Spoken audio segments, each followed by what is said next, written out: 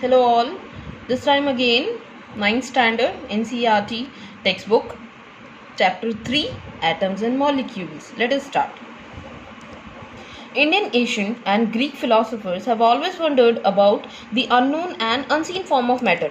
हमारे इंडिया के जो पुराने साइंटिस्ट हैं वो और ग्रीक फिलोसोफर ज़्यादातर अगर आप देखेंगे तो साइंस में सबसे ज़्यादा अगर किसी ने स्टडी की है पुराने ज़माने में या अभी भी तो वो ग्रीक और लैटिन है। अगर आप लैंग्वेजेस भी देखेंगे साइंस की या साइंस में जो एक्सपेरिमेंट्स देखेंगे उसमें बहुत सारे ऐसे वर्ड्स हैं जिनमें ब्रैकेट में लिखा होता है कि it is in this is in Latin language और this is in Greek language. So ये दो जगह लोग थे जिन्होंने सबसे ज़्यादा साइंस पे स्टडी किया है और इनकी बदौलत आज हम साइंस को इतना ज़्यादा बेहतर वे में समझ पाए हैं। सो फर्स्ट क्या है, इंडियन एंशिएंट फिलोसोफर्स, हमारे इंडिया के साइंटिस्ट, दूसरे फिलोसोफर्स, सभी लोग हमेशा चीज़ों के बारे में स्टडी करते रहते थे कि हम जहाँ रह रहे हैं हमारे आसपास की जो चीज़ें हैं वो क्या हैं, कैसी बनी हुई है। और जैसा कि हमने फर्स्ट चैप्टर में सीखा, everything around us is made up of matter. So इन्होंने भी मैटर को और डिटेल में स्टडी करना शुरू किया। The idea of divisibility of matter was considered long back in India. So Indian scientist हमेशा से ये सोचते रहते थे कि क्या वो मैटर जिसे हम हर एक मटेरियल का सबसे बेसिक यूनिट कंसिडर कर रहे हैं, क्या वो यूनिट भी कट किया जा सकता है, क्या वो यूनिट भी हम डिवाइड कर सकते हैं। So it was around 500 BC, बहुत सालों पुरानी बात है, हम में से कोई पैदा नहीं हुआ था उस टाइम पे। The Indian philosopher Maharshi Kannad postulated that if we go on dividing matter, महर्षि कन्नड़ जो हमारे इंडियन फिलोसोफर हैं उन्होंने उस टाइम चीज़ों को समझा और क्या बताया, if we go on dividing matter, अगर हम किसी मैटर को डिवाइड करना शुरू कर दें, and this is in bracket is पदार्थ, जिसे हिंदी कोई मैटर को हिंदी में पदार्थ बोलते हैं। सो वो ये कह रहे हैं कि अगर आप किसी मैटर को डिवाइड करना शुरू कर दें, लेट्स हैव एन एग्जांपल, अगर आपके पास एक चौक का टुकड़ा है, उसे आपने 2 हिस्सों में डिवाइड कर दिया, फिर उसके बाद अगर वो अगेन डिविजिबल है तो उसे 4 में, 8 में, जितनी भी बार आप डिवाइड कर रहे हैं, और अगर डिविजिबल है तो उसे और डिवाइड किया, फिर उसके बाद अगर बहुत छोटा टुकड़ा रह गया तो हमने उसको पाउडर फॉर्म में कन्वर्ट कर दिया, और पाउडर फॉर्म में कन्वर्ट करने के बाद जो उसका सबसे स्मॉलेस्ट पार्टिकल है, we shall get smaller and smaller particle. जैसे जैसे हम किसी भी मटेरियल को डिवाइड करते जाएंगे हमें उसका छोटा हिस्सा मिलता जाएगा। सो अल्टीमेट जो सबसे छोटा हिस्सा है, they consider that smallest particle as the atom और matters smallest particle. Ultimately, a stage will come when we shall come across the smallest particle beyond which further division will not be possible. Ultimately, हमें वो सबसे छोटे से छोटा particle मिल जाएगा जिसे further हम डिवाइड नहीं कर पाएंगे, उसे आगे और कट करना पॉसिबल नहीं होगा। He named these particles as परमाणु। परमाणु is a Hindi word, English में जिसे एटम बोलते हैं उसे ही हिंदी में परमाणु कहा जाता है। अनदर इंडियन फिलोसोफर कौन थे भाई? Pakuda Katyayama elaborated this doctrine and said that these particles normally exist in a combined form which gives us various form of matter. ये साइंटिस्ट ने, फिलोसोफर ने हमें ये समझाया कि जब हमें सबसे छोटा पार्टिकल मिल जाता है विच इज नोन एज परमाणु, that time it was considered as परमाणु, वो कभी भी सिंगल फॉर्म में एग्जिस्ट नहीं करता। जैसे मैंने आपको बताया, चौक को हमने सबसे छोटे टुकड़े में डिवाइड किया, लेकिन वो छोटा टुकड़ा हमें शायद आंखों से दिखाई भी ना दे, तो वो कभी भी सिंगल फॉर्म में नहीं होते हैं, वो कंबाइंड फॉर्म में होते हैं। जैसे चौक के पार्टिकल मिलकर चौक बना रहे हैं, वैसे ही जितनी भी पार्टिकल्स हैं जो स्मॉलेस्ट फॉर्म है वो कंबाइन होकर एक नया मॉलिक्यूल बनाते हैं। So the smallest particle is atom and they combine with each other and form a molecule. Around the same era, ancient Greek philosopher Democritus and Leucippus suggested that if we go on dividing matter, a stage will come when particles obtained cannot be divided further. जैसा हमारे Indian scientist ने बताया, इन्होंने भी यही philosophy दी कि किसी particle को अगर आप डिवाइड करते जाएंगे तो एक स्टेज आएगा जिसके बाद उसे डिवाइड करना पॉसिबल नहीं होगा। Democritus called these invisible particles as atom. जो हमारे साइंटिस्ट ने जिसे परमाणु कहा था उन्होंने उसे क्या नेम दिया? Atom. And this chapter is all about atoms. Meaning invisible, atom का मतलब क्या है, इंडिविजिबल, जिसे फर्दर और छोटा कट करना पॉसिबल नहीं है. All this was based on philosophical consideration and not much experimental work to validate these ideas could be done till the 18th century. 18th century तक ये सारी चीज़ें सिर्फ philosophy थी. philosophy का मतलब समझते हैं ना, ज्ञानबाजी, जो मतलब जिसको भी जो समझ में आया उसने वो अपने हिसाब से दिमाग लगाया. So ये सारी चीज़ें सिर्फ दिमाग लगाई हुई थी, इसमें कोई ज़्यादा उन्होंने एक्सपेरिमेंट नहीं किया था और चीज़ों को प्रूव भी नहीं किया था. By the end of 18th century, scientists recognized the difference between elements and compounds and naturally became interested in finding out how and why elements combine and what happens when they combine. Finally 18th century आते आते लोगों ने इसमें और scientist ने इसमें और ज़्यादा इंटरेस्ट लेना शुरू किया और उन्होंने एलिमेंट्स क्या है, कंपाउंड्स क्या है, वो कितने छोटे होते हैं, किस तरह से कंबाइन होते हैं, वो सारी चीज़ों पे एक्सपेरिमेंट्स करने शुरू कर दिए. Antony Lavoisier laid the foundation of chemical science by establishing two important laws of chemical combination. तो finally एंटनी ने एक्सपेरिमेंट्स किए और केमिकल कॉम्बिनेशंस को समझते हुए उस पर कुछ लॉज बनाए. So let us read first law for chemical combination, that is law of chemical combination. The following two laws of chemical combination were established after much experimentation by Lavoisier and Joseph L. Proust. Okay, Joseph और Lavoisier ने मिलकर बहुत सारे experiments किए और उसके बाद कुछ लॉ बनाए. लॉ क्या होता है? लॉ का मतलब आप ये कह सकते हैं कि those are acting as principal, not exactly principal, but अगर आप कोई भी एक्सपेरिमेंट करेंगे तो उसमें ये लॉ एप्लीकेबल होगा. मतलब जो भी रिजल्ट आपको मिलेगा वो रिजल्ट इन लॉस के हिसाब से ही होगा, चाहे आप उसे किसी भी तरह से एक्सपेरिमेंट करें. So these are all relevant laws जो उन्होंने बनाए हैं. The very first is law of conservation of mass. Is there a change in mass when a chemical change और a chemical reaction take place? क्या सोचते हैं आप लोग, अगर किसी दो केमिकल को हम मिक्स करें या कोई केमिकल रिएक्शन हो या किसी सब्सटेंस में कोई केमिकल चेंज हो, तो क्या उसमें उसके मास में भी चेंजेस आएगा? मास में चेंज आने से पहले let me clear you again what mass. So mass क्या है, मैंने आपको फर्स्ट चैप्टर में भी बताया था. कोई भी सब्सटेंस, कोई भी केमिकल, कोई भी मटेरियल जिन छोटे छोटे पार्टिकल्स का बना है, वो पार्टिकल्स के पूरे कॉम्पोजिशन को हम कलेक्टिवली मास बोल सकते हैं. ठीक है, चलिए इसके बाद क्या है, इसके बाद इन्होंने एक एक्टिविटी दी है जिससे आप मास को और उस केमिकल रिएक्शन के टाइम पर क्या मास में, टोटल मास में कोई चेंज होता है उसे प्रूव करने के लिए या क्या चेंजेस होते हैं उसे समझने के लिए इन्होंने एक एक्टिविटी दी है. Let us do that activity. क्या है इसमें? Take one of the following set X and Y. यहाँ दो सेट दिए हुए हैं आपको. एक एक्स का सेट दिया है जिसमें एक कॉपर सल्फेट है 1.25 ग्राम, बेरियम क्लोराइड है 1.22 ग्राम एंड लेड नाइट्रेट है 2.07 ग्राम. इसी तरह से y में भी आपको तीन सॉल्यूशन दिए हुए हैं, sodium carbonate 1.43 gram, sodium sulphate and sodium chloride. x का अलग सेट है और y का अलग सेट है. आप इसमें से कोई भी सेट और कोई भी केमिकल चूज कर सकते हैं. लेट्स से अगर आपको फर्स्ट वाला सेट एक्सपेरिमेंट करना है तो आप कॉपर सल्फेट को ले सकते हैं 1.25 ग्राम और सोडियम कार्बोनेट को ले सकते हैं. ये बहुत ज़रूरी है कि आपने उसका कितना ग्राम लिया है. कोई भी एक्सपेरिमेंट कर रहे हैं तो अगर आपको समझना है कि मास के कॉम्पोजिशन में कोई चेंजेस आ रहे हैं या नहीं, तो आपके पास में टोटल वेट होना चाहिए कि वो कितने ग्राम का सोल्यूशन मैंने लिया है. ओके, आपके पास में x के 3 सॉल्यूशंस हैं, y में 3 सॉल्यूशंस हैं.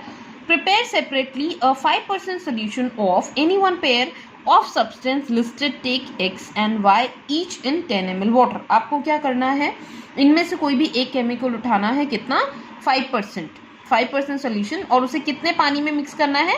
10 ml वाटर में मिक्स करना है. उसी तरह से y वाला भी सोल्यूशन लेना है और उसे आपको 10 ml वाटर में मिक्स कर देना है.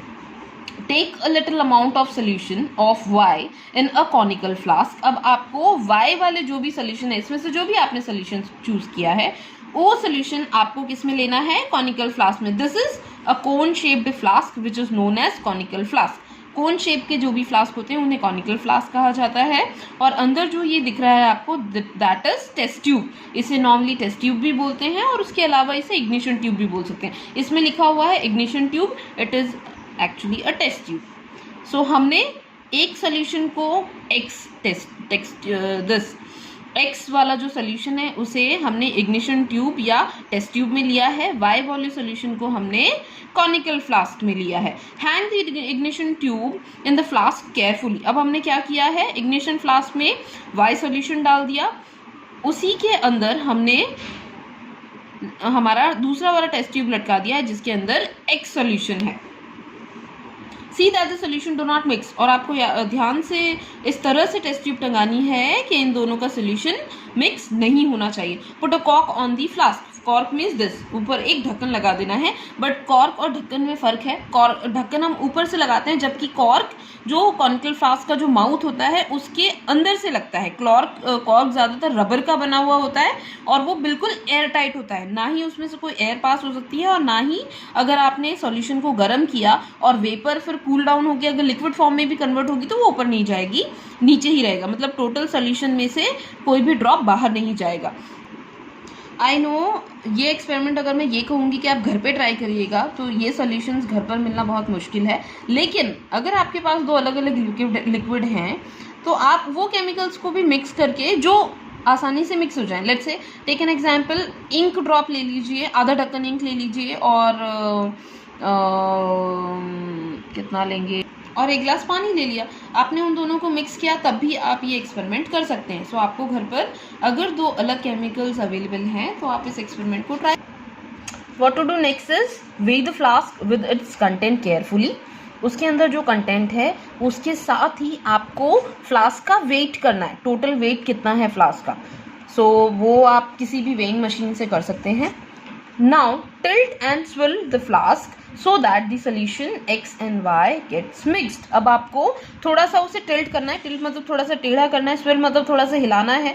इस तरह से उस फ्लास्क को हिलाना है कि x में जो सोल्यूशन है वो टेस्ट ट्यूब या इग्निशन ट्यूब में जो आपने सोल्यूशन लिया था वो सोल्यूशन y में गिर जाना चाहिए और वो दोनों सोल्यूशन मिक्स हो जाने चाहिए।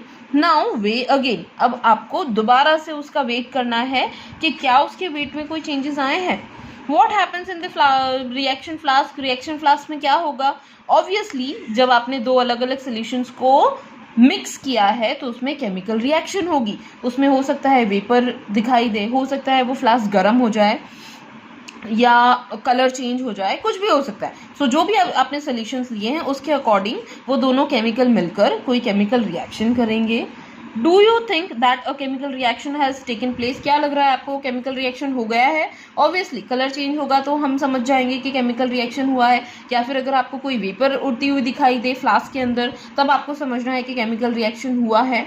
या फिर फ्लास्क गर्म हो जाए तब भी हम कह सकते हैं कि कुछ तो इसके अंदर गड़बड़ ज़रूर हुआ है, केमिकल लोचा तो ज़रूर हुआ है। Why should we put a cork on the mouth of the flask? जैसा कि मैंने पहले भी बताया, कॉर्क हमने फ्लास्क के मुंह पर क्यों लगाया है, ताकि अगर उसमें इवेपोरेशन होता है, अगर रिएक्शन की वजह से केमिकल गर्म हो जाता है और उसमें वेपर्स उड़ती हैं तो वो वेपर्स बाहर ना चली जाएं, इसलिए हमने फ्लास्क को एयरटाइट कॉर्क से बंद कर दिया है।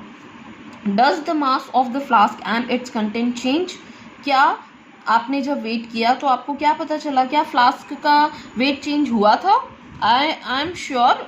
सी आप एक्सपेरिमेंट करके उसे प्रूव कर सकते हैं, बट हमने एक्सपेरिमेंट किए हुए हैं and the result was there is no change. कोई भी चेंज नहीं आएगा। पहले फ्लास्क का वेट जितना था, एक्सपेरिमेंट या केमिकल रिएक्शन होने के बाद भी उसका वेट उतना का उतना ही रहेगा। So the law of conservation of mass is what? Law of conservation of mass states that, क्या कहता है, मास can neither be created nor be destroyed in a chemical reaction. Law of conservation of मास हमें ये कहता है कि मास को ना ही हम कभी क्रिएट कर सकते हैं और ना ही हम उसे कभी डिस्ट्रॉय कर सकते हैं किसी भी केमिकल रिएक्शन में, या फिर किसी भी केमिकल रिएक्शन में मास ना तो नया क्रिएट होगा ना नया डिस्ट्रॉय होगा। Let's have an example. अगर मैंने 1 ग्राम NaCl लिया है और 1 ml पानी लिया है, तो अगर मैंने पानी में 1 ग्राम NaCl मिक्स किया और उसमें केमिकल रिएक्शन हुआ, उसके बाद जो नेट सॉल्यूशन होगा वो 1 ग्राम और 1 ml और 1 ग्राम का ही होगा। मतलब उसका जो भी नेट मास कॉम्पोजिशन है NaCl और पानी का मिलकर वो चेंज नहीं होगा। जो पहले की जितना कैलकुलेट किया था उतना ही वो रिएक्शन के बाद भी होगा। ये बहुत इंपॉर्टेंट लॉ है जो आपको याद रखना है। आगे जब भी आप केमिस्ट्री पढ़ेंगे हमेशा आपको लॉ ऑफ कंजर्वेशन ऑफ मास पूछा जा सकता है और आपको helpful होगा। So what is law of conservation of mass? We'll read again.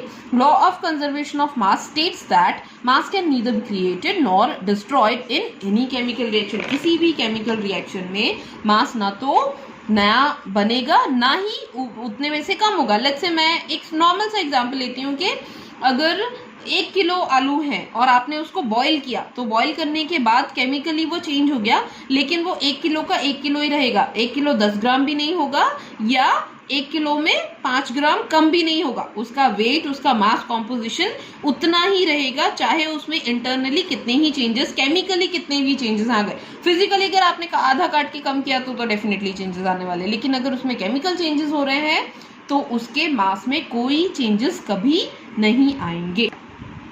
Okay, here is next law 3.1.2 which is law of constant proportion. proportion का मतलब क्या होता है? हिस्सा, और constant मतलब a fixed amount. चलो रीड करते हैं क्या लिखा है। Lavoisier along with other scientists noted that many compounds were composed of 2 or more elements. Lavoisier और दूसरे साइंटिस्ट ने एक्सपेरिमेंट्स करके ये प्रूव कर दिया कि जितने भी एलिमेंट्स हैं वो, या जितने भी कंपाउंड्स हैं, नोटिस दैट मेनी कंपाउंड्स, जितने भी कंपाउंड्स हैं वो सारे किससे बने हुए हैं? 1 और मोर एलिमेंट, एक या एक से ज़्यादा एलिमेंट से बने हुए हैं।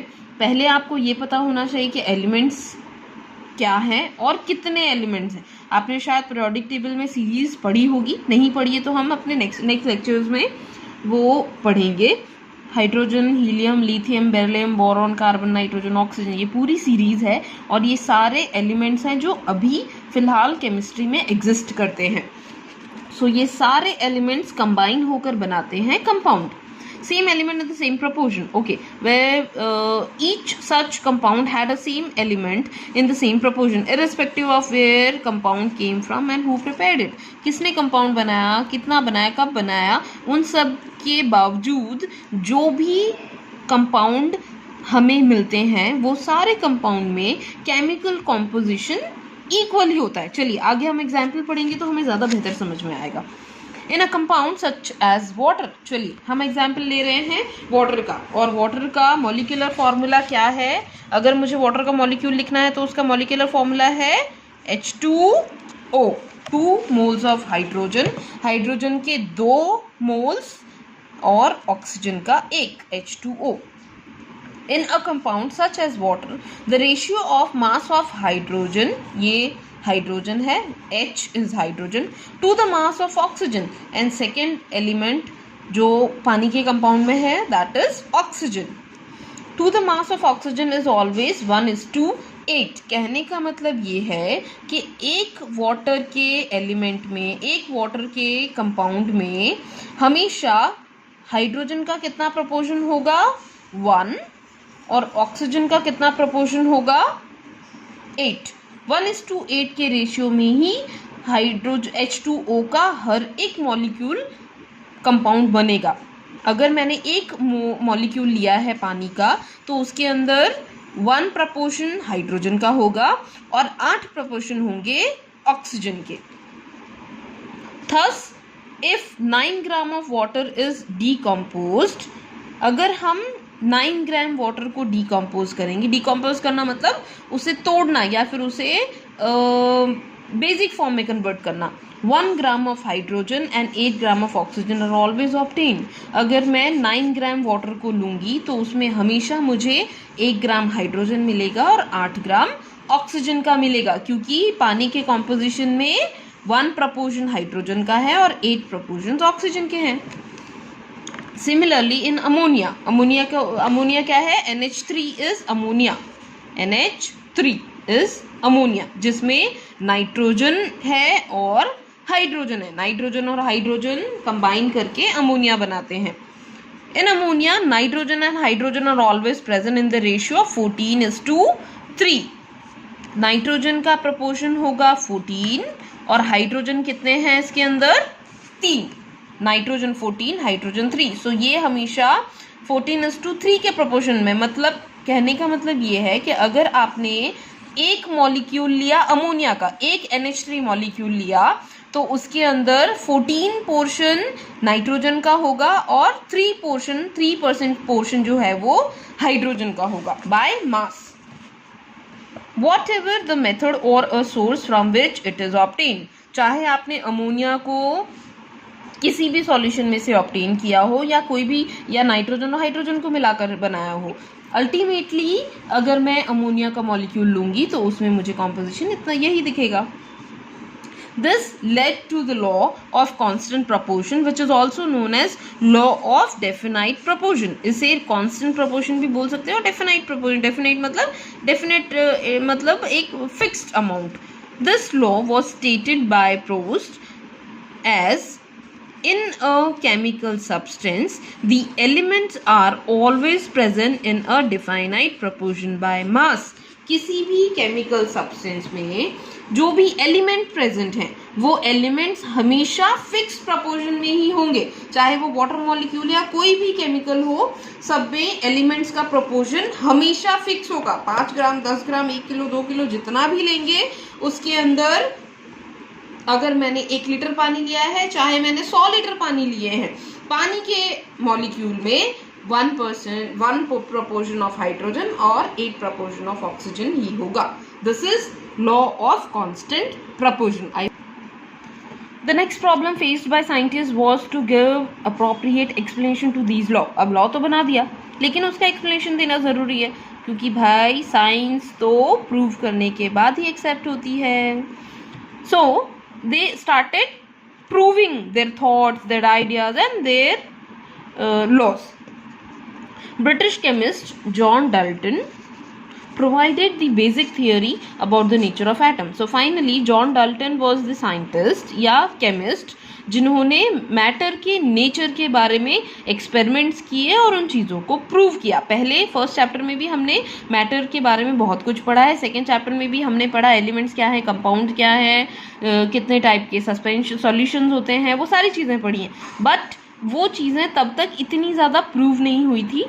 अब साइंटिस्ट ने उसे प्रूव किया है और ये साबित किया है कि जो भी थियरीज अब तक बताई गई हैं वो सारी थियरीज करेक्ट हैं. Dalton picked up an idea of divisibility of matter. उसने भी वही सोचा, सबसे पहले क्या करना है, मैटर को छोटे छोटे पोर्शंस में कन्वर्ट कर देना और सबसे छोटा हिस्सा ले लेना है. Which was still then just a philosophy. जब तक डाल्टन में एक्सपेरिमेंट किए थे उससे पहले तक वो सिर्फ एक फिलॉसफी थी, उसका कोई रिटर्न प्रूफ नहीं था. He took the name atoms as given by the Greeks ने नेम दिया था, सबसे छोटे पार्टिकल को क्या नाम दिया था, एटम. और इंडियन साइंटिस्ट ने क्या नाम दिया था, परमाणु. सो परमाणु या एटम को उसने सबसे स्मॉलेस्ट पार्टिकल के रूप में कंसिडर कर लिया. His theory was based on laws of chemical combination. हमने केमिकल कॉम्बिनेशन का लॉ सीखे, 2 लॉ सीखे हैं हमने.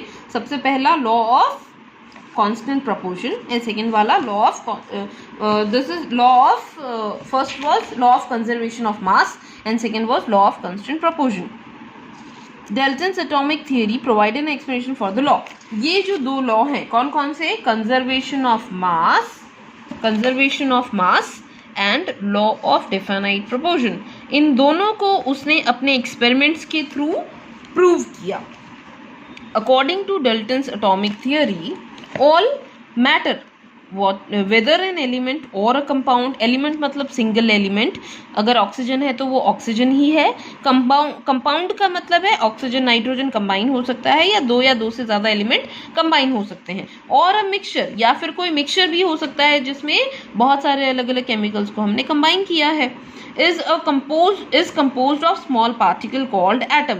उसने ये कहा कि जितने भी एलिमेंट्स हमारे पास है, जितने भी कंपाउंड है और जितने भी मिक्सचर हैं, उनका सबसे स्मॉलेस्ट पार्टिकल क्या है, atoms. The postulates of this theory may be stated as follow. ये बहुत इंपॉर्टेंट टॉपिक है इस चैप्टर का, सो आई वुड रिक्वेस्ट कि आप इसे ध्यान से सुने और इसे कोशिश करें कि समझ सके, जितना डिटेल में समझ सकते हैं उतना डिटेल में समझ लीजिए। फाइन, क्या थियरी है? थियरी में डाल्टन ने आपको ये बताया है कि कोई भी मैटर, उसका नेचर क्या हो सकता है, या मैटर किस तरह से रिएक्ट करता है एटमॉस्फेयर में, या क्या उसके कैरेक्टरिस्टिक क्या क्या है। The very first is all matter is made of very tiny particles called atom. सबसे पहला पॉस्टुलेट उसका है कि जितना भी मैटर है वो सब किसके बने हुए हैं? छोटे छोटे बहुत छोटे छोटे एटम्स के, विच पार्टिसिपेट इन केमिकल रिएक्शन। तो एक्चुअल में केमिकल रिएक्शन में पार्टिसिपेट कौन करता है? Atoms. So every matter is made up of very tiny particles called atoms which participate in the chemical reaction. This is your first postulate. Done. I hope आप सबको समझ में आ गया है और easily learn भी हो जाएगा. The very second is atoms are indivisible particle. Indivisible का मतलब है कभी भी उसे डिवाइड करना पॉसिबल नहीं है। डिविजिबल का मतलब होता है विच इज डिवाइजिबल, जिसे डिवाइड किया जा सके। इनडिविजिबल मतलब जिसे डिवाइड करना पॉसिबल नहीं है। Which can not be created और destroyed in a chemical reaction. हमने law of conservation of mass में पढ़ा था, mass can neither be created nor be destroyed in any chemical reaction. In the same way atoms बहुत ही indivisible particle हैं जिन्हें further divide करना possible नहीं है, उन्हें ना ही हम बना सकते हैं और ना ही हम destroy कर सकते हैं। वो जैसे nature में exist करते हैं वो वैसे के वैसे ही रहेंगे, उसमें कोई भी changes करना हमारे लिए possible नहीं है। So atoms are indivisible particles which cannot be created or destroyed in any chemical reaction. The third one is atom of a given element are identical in mass and chemical composition. Atom of given element, let's say, let me take an example of oxygen. तो oxygen अगर मैंने लिया है तो oxygen के जितने भी छोटे छोटे एटम्स होंगे वो सारे एटम्स एक जैसे होंगे, इसीलिए वो ऑक्सीजन है। और नाइट्रोजन को अगर लूंगी तो नाइट्रोजन के एक जैसे होंगे। ऐसा नहीं होगा कि नाइट्रोजन के एटम और ऑक्सीजन के एटम वो दोनों एटम एक जैसे हों। वो हर एलिमेंट के एटम उसकी प्रॉपर्टीज के हिसाब से अलग अलग होते हैं, लेकिन एक एलिमेंट में आइडेंटिकल एटम्स होते हैं। Atoms of a given element are identical, एक जैसे होते हैं। हर एलिमेंट के एटम्स एक समान है इन मास एंड केमिकल प्रॉपर्टी। उसकी केमिकल प्रॉपर्टी भी सेम होती है और उनका वेट भी सेम होता है। Fourth one is atoms of different element have different masses and chemical properties. जैसा कि मैंने इसमें बताया, अगर मैं ऑक्सीजन ले रही हूँ और नाइट्रोजन ले रही हूँ तो ऑक्सीजन की प्रॉपर्टी अलग होगी, उसके एटम्स अलग होंगे। नाइट्रोजन की प्रॉपर्टी अलग होगी, नाइट्रोजन के एटम्स अलग होंगे। That is your fourth one. Third और फोर्थ इंटरडिपेंडेंट सेंटेंस है, एक दूसरे के उल्टे सेंटेंस है। आप एक लर्न करेंगे तो दूसरा ऑटोमेटिकली लिख पाएंगे। Fifth one is atoms combine in the ratio of small atoms combine in a ratio of small whole numbers to form compound. Atoms एक साथ combine होकर क्या बनाते हैं? compound. आप इसे अपनी लैंग्वेज में भी लिख सकते हैं, atoms combine to form compound in a specific ratio. Let's say hydrogen के एटम्स और ऑक्सीजन के एटम्स मिलकर वाटर का एक मॉलिक्यूल बना रहे हैं तो वो एक कंपाउंड है। तो इस कंपाउंड के अंदर हाइड्रोजन और ऑक्सीजन के फिक्स रेशियो के प्रोपोर्शन है। Last one is the relative number and kinds of atoms are constant in a given compound. किसी भी एक कंपाउंड में उसके नंबर्स और उसका प्रोपोर्शन कांस्टेंट होता है। एटमिक नंबर हमेशा कांस्टेंट होगा। जैसे अमोनिया है तो इसमें नाइट्रोजन के जो एटम्स हैं वो फिक्स होंगे, हाइड्रोजन के एटम हैं वो भी फिक्स होंगे, उसमें कोई चेंजेस नहीं आएगा। You will study in the next chapter. Fine. So this is all is a Dalton's theory for atom and rather आप कह सकते हैं इसे आप एटॉमिक थियरी भी बोल सकते हैं और इसे आप प्रॉपर्टीज ऑफ मैटर भी बोल सकते हैं। मैटर का ही हिस्सा है एटम, या ये कह सकते हैं कि एटम्स ही कंबाइन होकर बनाते हैं matter. So this is atomic theory given by John Dalton, जिन्होंने बहुत इजी वे में मैटर और एटम्स को एक्सप्लेन किया है। आप अगर इसे ध्यान से समझेंगे तो ये बहुत ईजी है और इजीली लर्न हो जाएगा।